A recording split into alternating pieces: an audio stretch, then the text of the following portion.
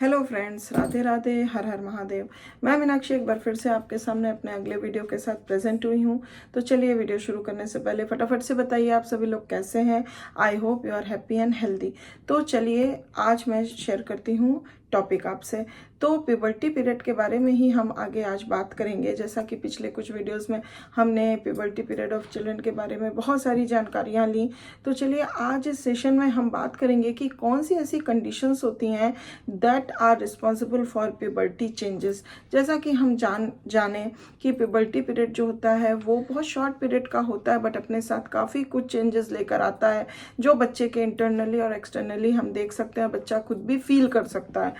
तो ये जो चेंजेस होते हैं वो किन किन कंडीशंस के कारण प्यूबर्टी में देखे जाते हैं, आज उन कंडीशंस के बारे में हम जानकारी लेंगे। तो I hope that will be remain in the session till the end to get the whole information, and if you haven't subscribed my channel till yet, please subscribe it to get these kind of wonderful videos, informative videos later on also. So let us begin with the session.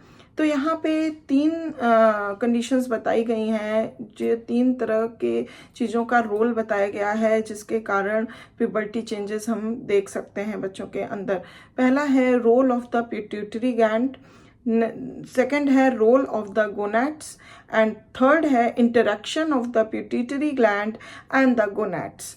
तो चलिए, एक एक करके थोड़ा सा हम focus डालते हैं हर एक कंडीशंस पे। अगर हम पहला बात करें तो role of the pituitary gland, तो ये जो पिट्यूटरी ग्लैंड होता है उसका एक बहुत बड़ा रोल होता है जो कि प्यूबर्टी चेंजेस में बहुत ज़्यादा अपना योगदान देता है।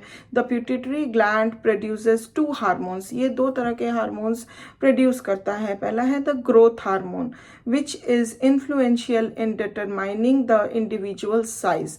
जो ये ग्रोथ हार्मोन प्रोड्यूस करता है, तो ये क्या करता है, ये बहुत ज़्यादा इन्फ्लुएंस करता है बच्चों के ग्रोथ, इसको ग्रोथ हार्मोन भी बोलते हैं। इंडिविजुअल की साइज वगैरह को ये डिटरमाइन करता है। अब जो दूसरा ये हार्मोन प्रोड्यूस करता है that is gonadotropic hormone, and which stimulates the gonads to increased activity. जो गोनैड्स जो होते हैं उसको ये इंक्रीज करता है, उसकी एक्टिविटी को। जस्ट बिफोर प्यूबर्टी, अगर हम तुरंत प्यूबर्टी के पहले अगर हम देखें, there is a gradual increase in the amount of the gonadotropic hormone. हम देख सकते हैं कि प्यूबर्टी जैसे ही ऑनसेट होने को होती है उसके जस्ट बिफोर हम देखते हैं कि अचानक से इस हार्मोन की जो भी ये जो हार्मोन है गोनाडोट्रोपिक हार्मोन, वो अचानक से काफ़ी इंक्रीज कर जाता है, and an increase sensitivity of the gonads to this hormone and this initiates puberty changes. और यही जो है उसकी जो है सेंसिटिविटी को, गोनैड्स की सेंसिटिविटी को काफ़ी ज़्यादा बढ़ा देता है, इंक्रीज कर देता है इस हार्मोन की वजह से, और जिसके कारण हमें बच्चों के अंदर प्यूबर्टी चेंजेस या बच्चों के अंदर जो भी प्यूबर्टी चेंजेस आते हैं वो हमें इसी हार्मोन के कारण देखने को मिलते हैं। नेक्स्ट अगर हम बात करें तो वो कंडीशन है रोल ऑफ द गोनैड्स। अब यहाँ पे देखेंगे बेसिकली गोनैड्स का क्या रोल है।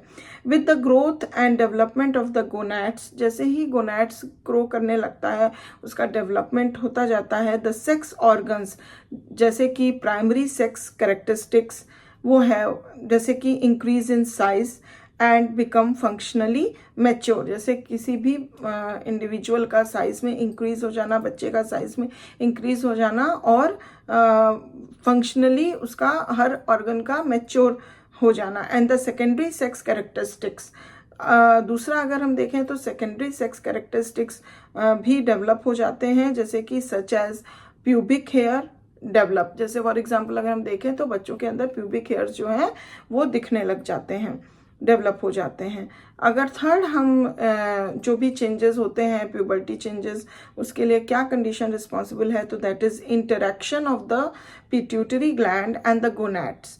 तो the hormones produced by the gonads which have been stimulated by the gonadotropic hormone produced by the pituitary gland। जैसा कि हम जानते हैं कि गोनैड्स के द्वारा जो भी हार्मोन प्रोड्यूस होते हैं जो कि गोनाडोट्रोपिक हार्मोन के द्वारा स्टिमुलेट किए जाते हैं, और ये गोनाडोट्रोपिक हार्मोन जो है वो पिट्यूटरी ग्लैंड से निकलती है। That acts in turn on this gland and cause a gradual reduction in the amount of growth hormone produced.